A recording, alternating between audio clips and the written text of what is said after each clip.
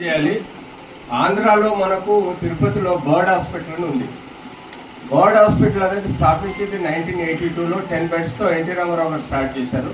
ఇప్పుడు అది 1500 బెడ్లు, సంవత్సరానికి 2 నుంచి 3,000 కోట్ల బడ్జెట్తో టీటీడీ తిరుపతి తిరుమల దేవస్థానం వాళ్ళు మెయింటైన్ చేస్తున్నారు. తద్వారా ఇదివరకు మన కంబైన్డ్ ఏపీలో తెలంగాణ వాళ్ళకు కూడా మంచి అవకాశాలు ఉండే, కానీ ఇప్పుడు తెలంగాణలో వెళ్తే ప్రాపర్ రిజిస్ట్రేషన్ చేసుకోవట్లేదు, సర్జరీస్ కూడా పోస్ట్ డేటెడ్ ఇచ్చి డిలే చేస్తున్నారు.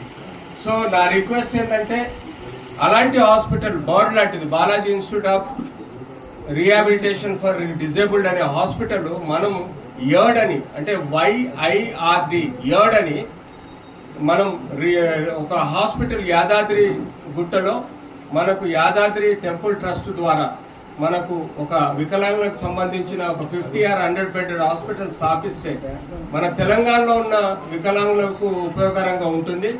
అందులో అన్ని ఆపరేషన్లు మనం ఉచితంగా చేయడం ఆస్కారం ఉంటుంది.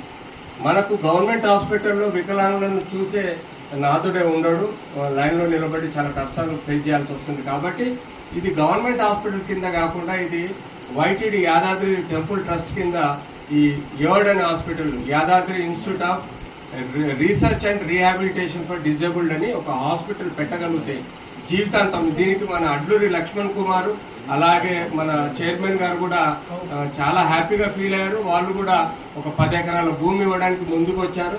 తద్వారా కూడా గవర్నమెంట్ YTD ద్వారా అలాగే ప్రైవేట్ CSR ఫండ్ ద్వారా కూడా ఒక 10 కోట్ల రూపాయల ఫండ్ తీసుకొచ్చి ఈ టెంపుల్ యాదాద్రి గుట్టలో మనము డివోటీస్ పోయే దారిలో కడితే తప్పకుండా డివోటీస్ కూడా డొనేషన్స్ విపరీతంగా YTDకి ఇవ్వడం వల్ల ఈ హాస్పిటల్ని ఫ్యూచర్లో సక్సెస్ఫుల్గా రన్ చేయడానికి ఆస్కారం ఉంటుంది.